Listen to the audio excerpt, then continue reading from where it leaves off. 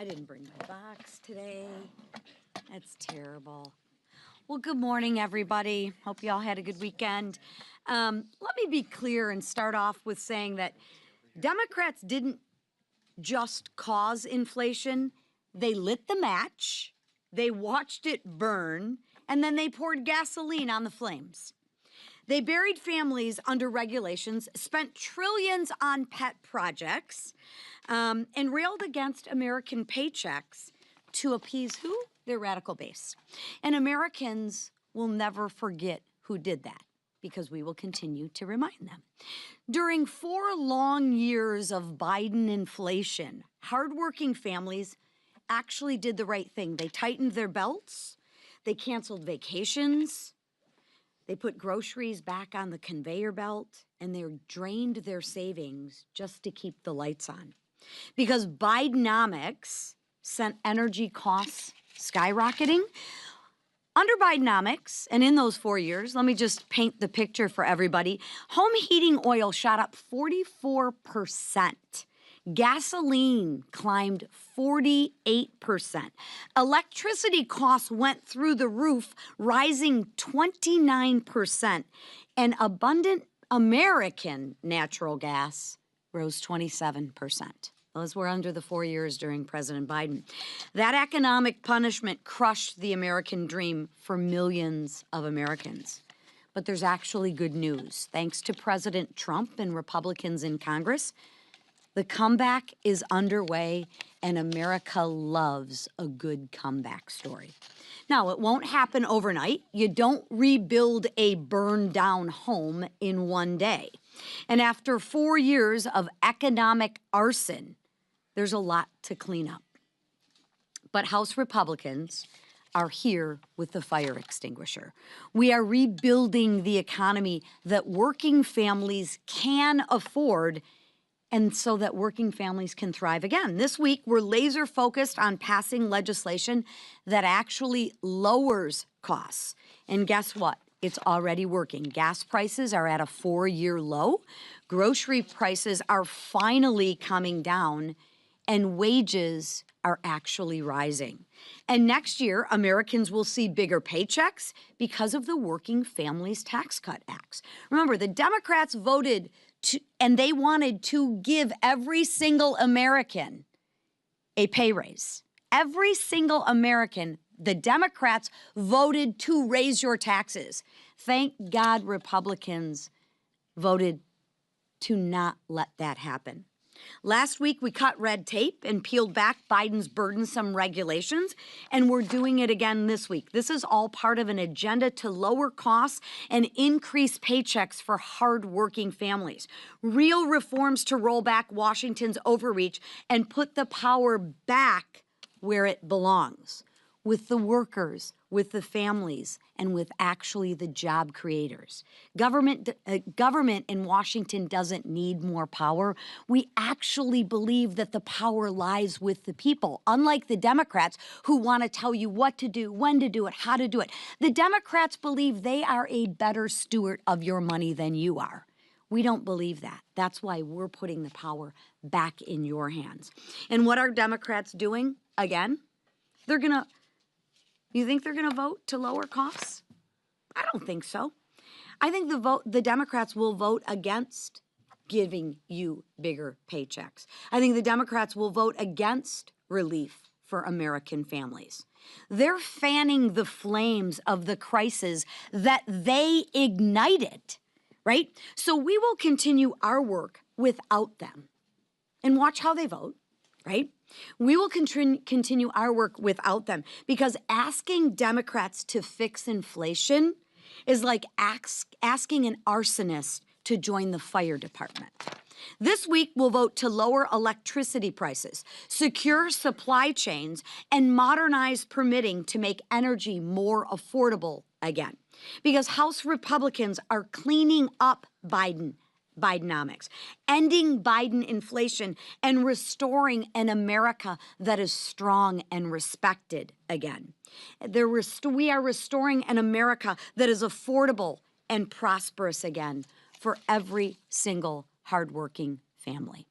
And another piece of important legislation that will be on the floor this week is the NDAA, and I don't think there's anyone better here to talk about it than a Representative Kiggins. So right now, I yield to Representative Kiggins. Thank you. Well, good morning. I'm Congresswoman Jen Kiggins, and I proudly represent Virginia's 2nd Congressional District. I'm also a Navy veteran, former helicopter pilot, a Navy spouse, and now a proud Navy mom. So it's certainly a privilege to be here today to talk about this year's National Defense Authorization Act, which should see a vote on the floor today. This is over $900 billion of money that we can send to our warfighters and to our military families. There's a large chunk of that's dedicated to ships, submarines, aircraft, the actual warfighting resources and tools that we need to just exemplify peace through strength throughout the world. That part can't be overstated. We've done so much with this administration just to reprioritize peace through strength. That's how we keep peace in the world, is by being that deterrent, by being that strong fighting force, but also taking care of our military families and our men and women in uniform. We did so much good work last Congress with the Quality of Life Task Force, and we continued that work into this year's NDAA. We looked at pay raises. We gave a 3.8% pay raise to our servicemen and women. We looked at housing. We put $1.5 billion back into housing infrastructure improvements. We know that there's a lot of room for improvement there, and I'm thankful that the Secretary of War has prioritized a task force to specifically look at where we are housing our men and women. We looked at child care. We have money specifically dedicated to new child care facilities. We looked at DoD education. We've pressing on DODEA to look at things like no cell phones in schools that are on military installations. There's a lot of money in there for health care that we want to make sure we're providing good health care for our men and women who serve and their families. We put other things in there for licensures to make it easy for providers to be able to serve our military community. And we even looked at things that were making it unifying the accession process, because we heard a lot of challenges with young people who want to serve, that they're being looked at differently for different types of medical history issues. So we changed those things. A lot of meaningful change. One of the things I'm most excited about is how we've prioritized our military sea lift command. In the Navy, you know, we don't have as many ships as we probably should, and we're working on that shipbuilding exercise. But in the meantime, I have my military sea lift command folks who are stepping up, who are civilian partners and providing that peace through strength on the seas. And what we left them out a little bit of the discussion with the quality of life issues. So we included them back this time. We took out pay caps for military sea lift command pay. We made sure that our military sea lift command members could shop at the commissaries and exchanges. We're protecting our commissaries, making sure that they are available and there for our military families. So a lot of good things to take care of the people who serve, but then also that technology integration piece, the contract awarding, the procurement acquisition reform. We've done many, many good things to the tune of over $900 billion. So it's a privilege to have been a part of the team that put that together. It's a mission that we all share here in Congress on both sides of the aisle, of taking care of our military and making sure we remain the greatest in the world. Thank you so much. And with that. Thank you, Jen. Fraud, fraud, and more fraud. It seems like every day there is a new discovery of stolen taxpayer dollars in my home state of Minnesota. And who is smack dab in the middle of it? The self-acknowledged liar, incompetent, failed governor, and failed vice presidential candidate Tim Walz. But with the world now watching, Walz can no longer hide from accountability. I want to thank President Trump and his all-star administration for pursuing justice for the hardworking taxpayers of my state of Minnesota. Secretary Noem, Secretary Bessent, Secretary Duffy, FBI Director Patel, Administrator Loeffler, Dr. Oz, Stephen Miller, Border Czar Tom Homan, and even more in the Trump administration have sounded the alarm and taken action finally. On behalf of the people of Minnesota, thank you. In addition to exposing and eliminating rampant waste, fraud, and abuse, President Trump and House Republicans are delivering on our promise to restore affordability and opportunity for the American people. With legislation to streamline permitting, unleash American energy, and increase opportunities for Americans to invest in their futures, we're working to lower costs, support American jobs, and spur business innovation. In particular, the nonpartisan INVEST Act, led by Congresswoman Ann Wagner, is going to cut bureaucratic red tape. It's going to empower small businesses in this country and entrepreneurs. and give Americans more freedom to invest, build wealth, and save for the future. This will be another great week for America First Wins. And with that, I yield to our leader. Thank you, Whip, and really appreciate the work that the Whip has done to remind everybody about the fraud that was going on in Minnesota for years. It's finally getting, I think, more coverage, not as much as it deserves, but alarming that so much of that was going on right under the nose of Governor Walz, and the brutal waste of taxpayer dollars. We're going to continue, as President Trump is this week, to focus on affordability and lowering costs. You saw President Trump go to Pennsylvania yesterday to talk about a number of the things he's been working on in his administration and working with Congress to lower costs for families. But it's important to remind people what he inherited and what was going on in this country under the Biden administration for 4 years, when you saw prices skyrocketing, energy costs skyrocketing, interest rates skyrocketing, and Democrats in Congress never cared about any of that. They let it happen. They looked the other way over and over again.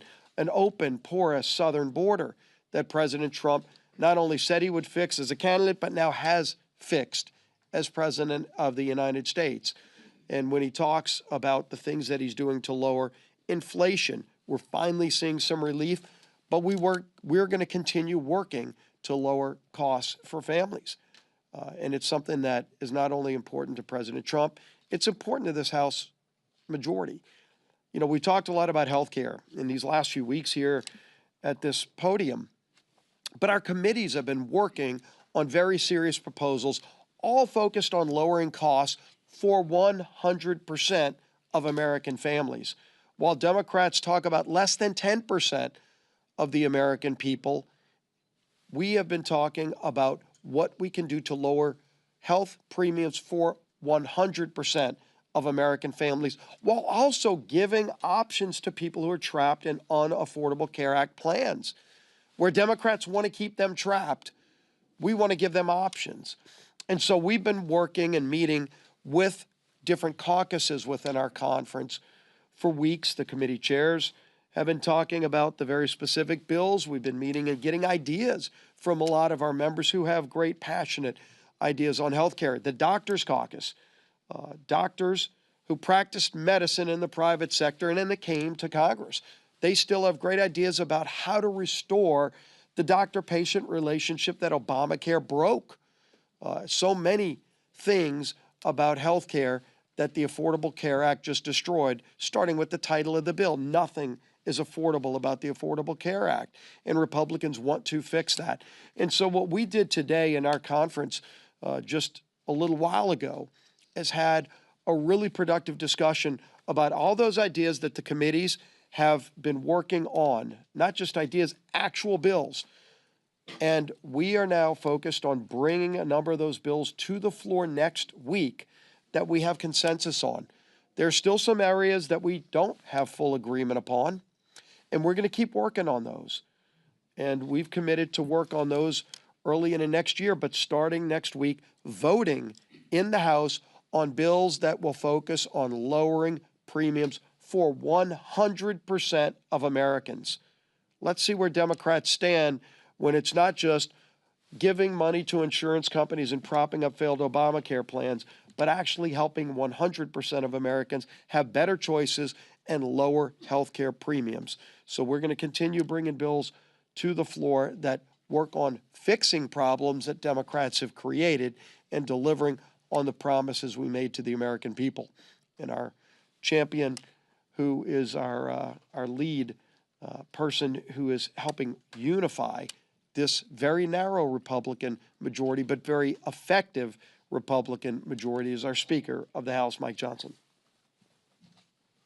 Thank you. Good morning. Our majority is narrow, but we were happy to add a new member this past week, and we've administered the oath now to Representative Matt Van Epps of Tennessee. You're really going to love him. He's a combat veteran and a dedicated husband and father, a very effective state official from Tennessee, and now he will be representing the folks of Nashville and 14 counties here, and we've added him to his committees this morning formally and officially, so he is hit the ground running. There is a lot going on here. We wanted to talk with you about some of those things this morning, and I'm so grateful for this leadership team for giving you the report so far, and for Representative Kiggins, who is an extraordinary member of Congress, as you know, a decorated veteran and somebody who's so committed to our nation's defense and our military servicemen and women, and her expertise and all these things has been so greatly appreciated. We're glad to have her this morning. Now, look, we've had one of the most consequential, most productive, most successful Congresses in the history of this institution, the 119th Congress. In spite of those small margins, the Republican majority has been working in lockstep with the Republican majority in the Senate, even though that one's small as well, and of course with our strong Republican president and his administration. And the results of that cannot be questioned. And I see this false narrative right now, oh, they haven't done enough. Oh, pray tell. Listen, the Working Families Tax Cut, the big beautiful bill, took about 6 months of the first part of this Congress to put together because it was so consequential and so comprehensive. And there are so many things in that bill that our members are going to be so excited to go and run on and talk about in the upcoming election cycle, because we inherited an absolute disaster from the Biden administration. Virtually every area of public policy was decimated, and we had to rebuild from the ground up in many of these places and make all sorts of changes and reforms to get America back again. And we did, and we put it all in this one landmark piece of legislation that will have consequences for generations, and it will be seen and written by history to be one of the biggest things that the Congress has ever achieved. And among those things was an approach to beginning this affordability agenda, because remember, we inherited massive inflation from the previous administration. It's no secret affordability is a flashpoint, right, in recent weeks, and we had 4 catastrophic years of Bidenomics that we inherited. The Biden administration spent like drunken sailors, and they attempted to tax and regulate their way to prosperity, and we all knew when they were doing it that it would not work. It had exactly the opposite effect. The result was inflation skyrocketed, gas prices reached record highs, homeownership declined, credit card debt increased, all those things that everybody felt and they're still feeling now. Now, the American people gave us a mandate in the election. The president won the Electoral College soundly. He won a big majority popular vote. We got the highest vote total for House Republicans in the history of this institution, and they charged us to go fix this. We began that process with the big, beautiful bill, and we have never let up on the accelerator. We keep it going day by day, week by week, notching away at this, trying to fix everything that the previous team broke. And now I wish we could flip a switch right after the election and make it all go away and make it all right. But you know that's not how the economy works. It takes some time to implement new policies and root out the bad things, and that's what's happening. It is a fact that the Biden administration and their Democrat enablers in Congress, we cannot forget, wrecked the U.S. economy. That's what happened, and we had to take it over in January. This is why Democrats' newfound claims about affordability are just patently absurd. Okay, here are the facts, and you know this. Many of you don't write about it, but these are the facts, and they're undisputed. They broke the economy, and now they want to lecture to the American people about affordability.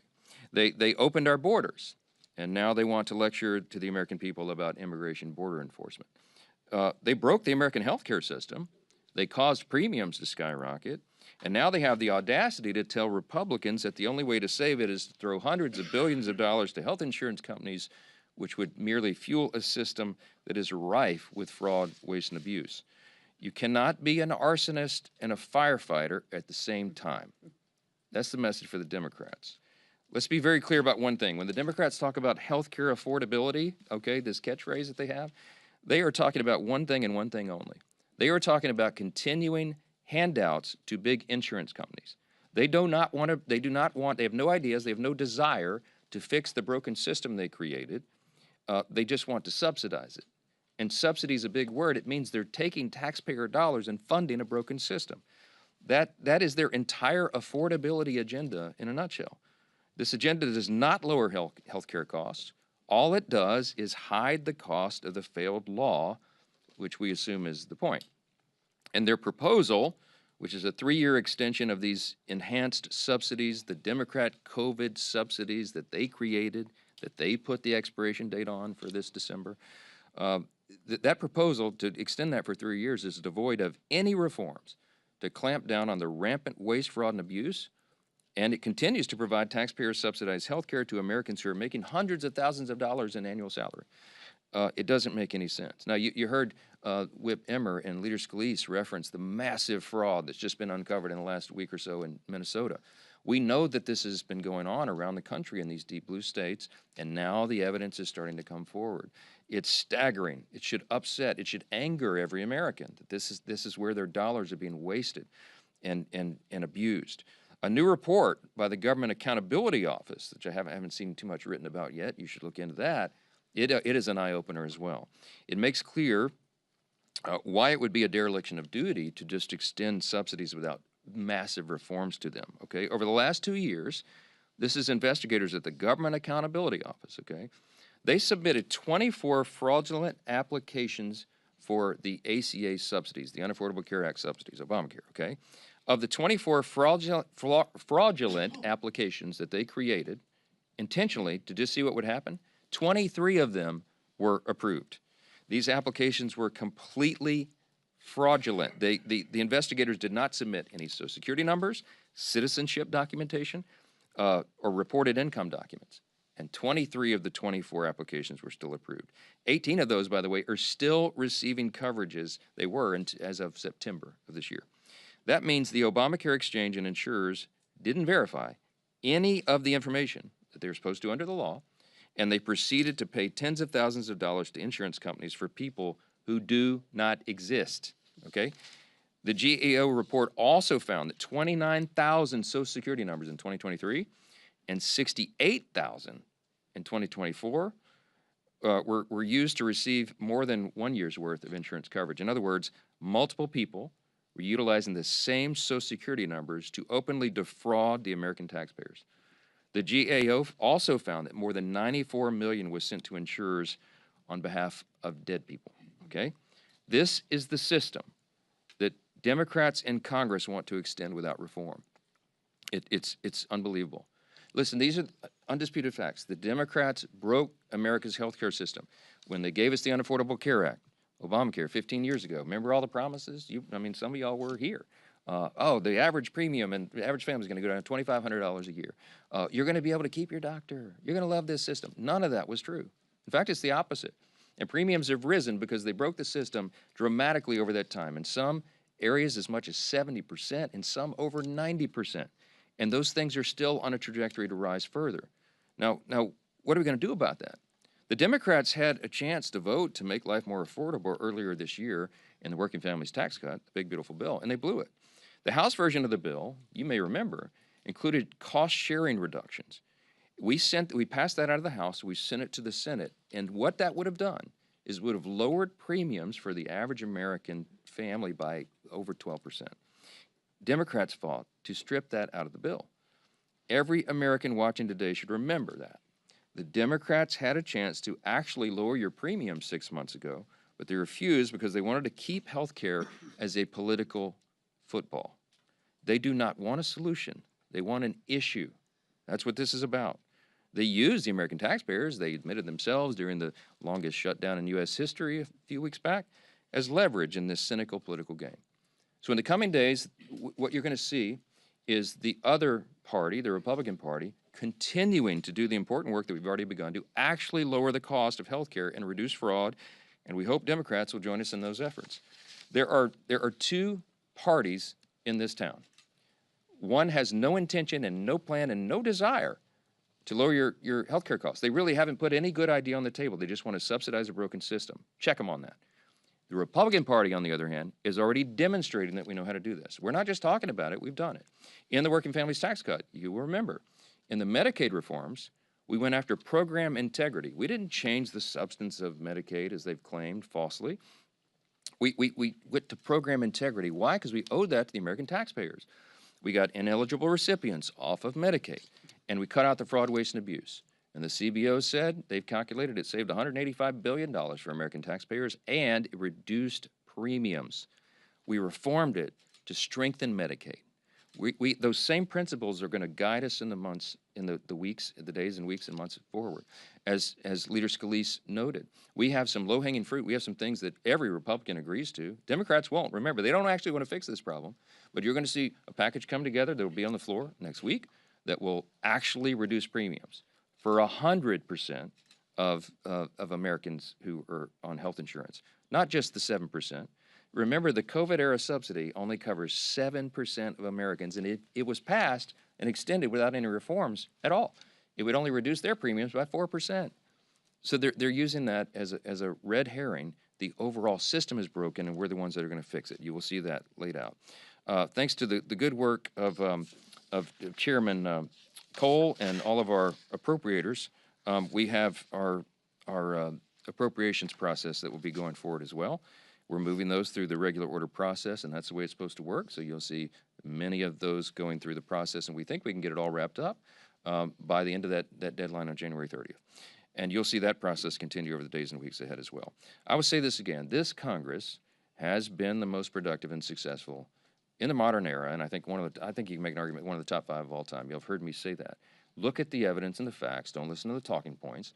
This team has delivered with small margins what the American people asked us to do and what we promised we would do. And that work has just begun. It will continue in earnest all the way through the end of this year as we sprint through the end of this calendar year and we start the new session in January.